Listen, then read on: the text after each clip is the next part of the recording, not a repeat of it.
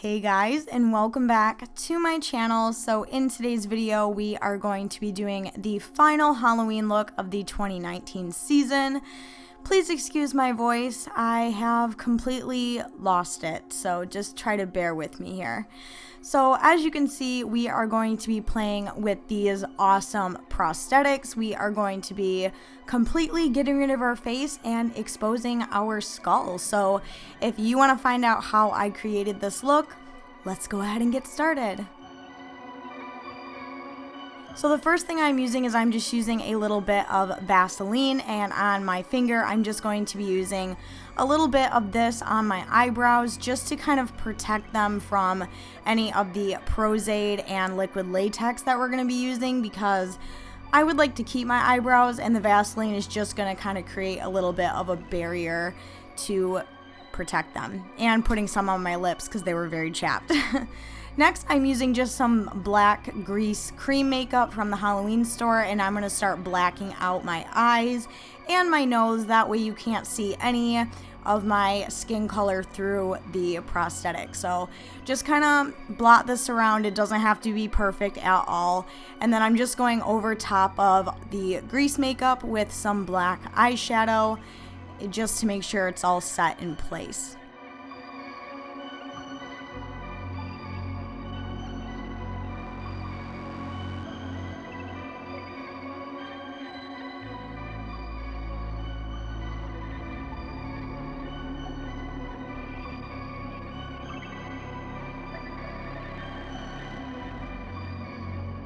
And the black eyeshadow that I'm using is just a matte black eyeshadow from the Kat Von D Shade and Light Eye Palette. And on just an eyeshadow brush, as you can see, I'm just making it super black, setting that grease makeup.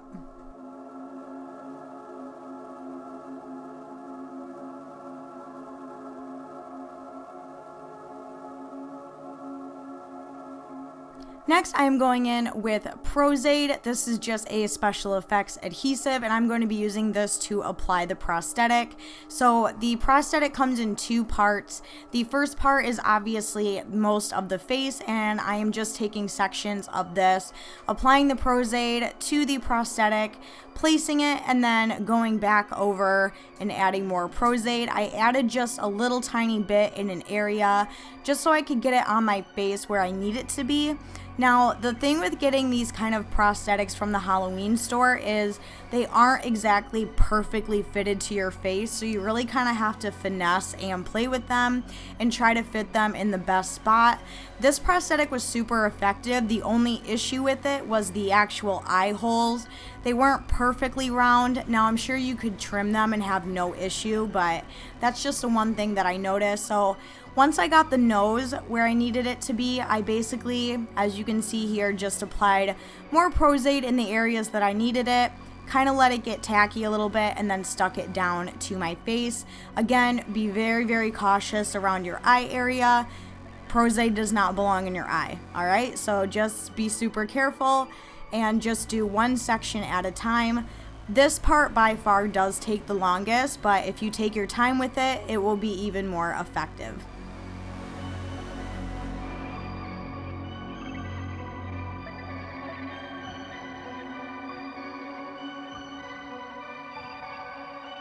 I definitely recommend starting with the nose, the forehead, and then doing the sides of the prosthetic. That way you can make sure that you have the placement on there perfectly.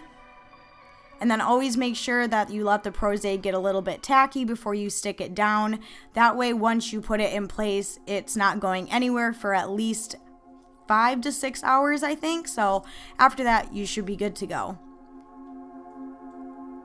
And once we have the top half of the prosthetic put on, we're just going to do the exact same with the bottom. The bottom half was a lot easier because it was a lot smaller. So just make sure you line up the teeth and put it on your chin, and you're good to go.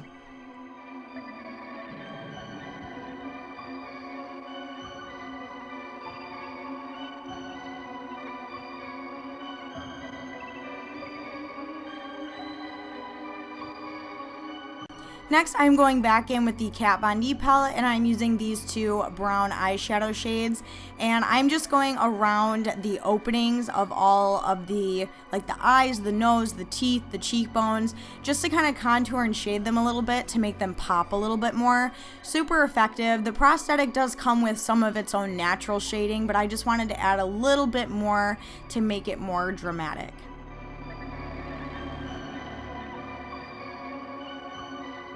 Next, I'm going in with just some regular good old liquid latex, and on the outside of the prosthetic, I'm just using a makeup sponge to go around the edges of the prosthetic. I think I did about, I want to say 2, maybe 3 layers around the prosthetic to kind of hide those edges.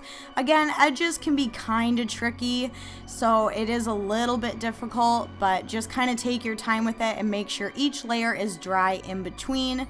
Then I'm going back in with that black grease makeup, and I am filling in all of the openings with that, and then going back in with black eyeshadow. So as you can see on like the little cheek areas, in between the mouth, so that looks a little bit more realistic in 3D.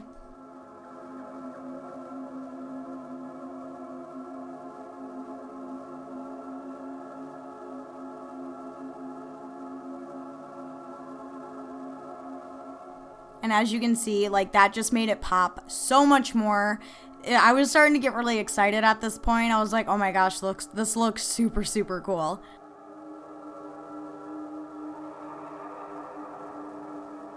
Then I'm going in with this cream stack that I got from the Halloween store, and I'm going to be using all of the shades of red and pink, and we are going to start detailing the outside of the prosthetic, because even though it does come with its own effects on it, I did want to make it look a little bit more realistic. So I'm just kind of adding some more color to it, kind of adding some darker shades to kind of make it pop, you know, all that good stuff. This, like, it's so easy to make things like this look realistic just with some cream makeup, bloody scab, and some blood.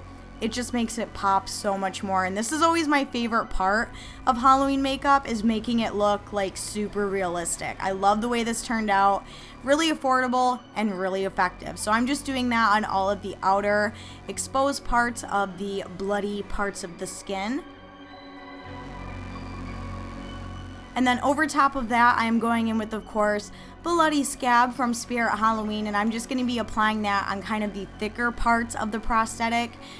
Literally, if you put Bloody Scab on anything, it's going to make it look creepy and realistic. So if you are a beginner with Halloween makeup, the one product that I will recommend to have in your kit is Bloody Scab. It's amazing. It's my favorite. I'm sure you all know that by now.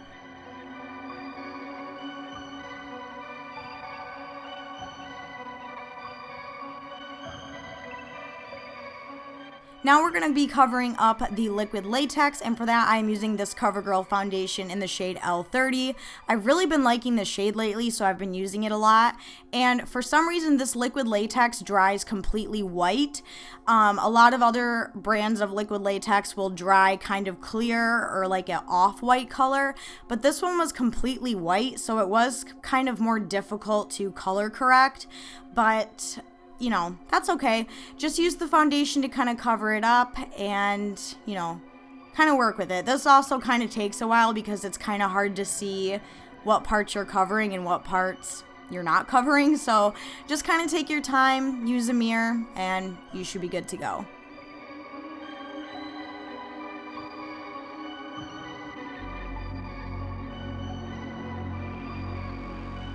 And then I'm just going in with a plain banana setting powder just to kind of set that foundation a little bit. And if it ever moved the foundation a little bit, I just went back over and touched everything up. Just kind of went back and forth, making sure everything was completely covered to my liking.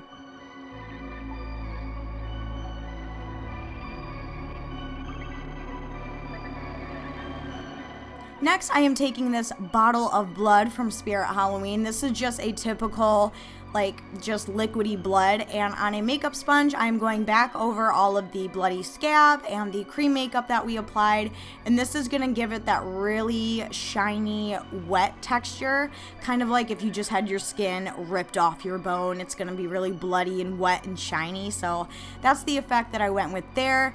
And those edges were still kind of bugging me at the top there, even though I knew I was gonna have my hair down. I wasn't happy with the edge, so I just took some leftover bloody scab and just kind of put that at the top of my head. Doesn't make a whole lot of sense, but hey, at least I covered the edges.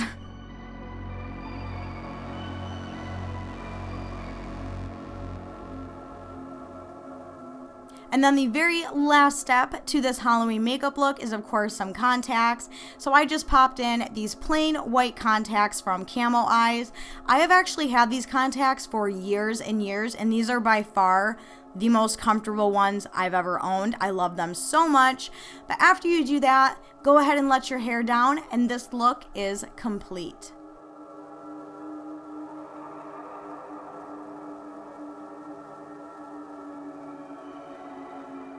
I really hope that you guys enjoyed the 2019 season this year for Halloween looks.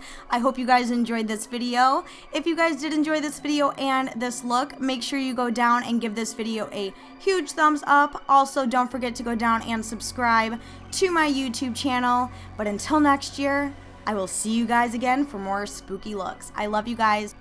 Bye.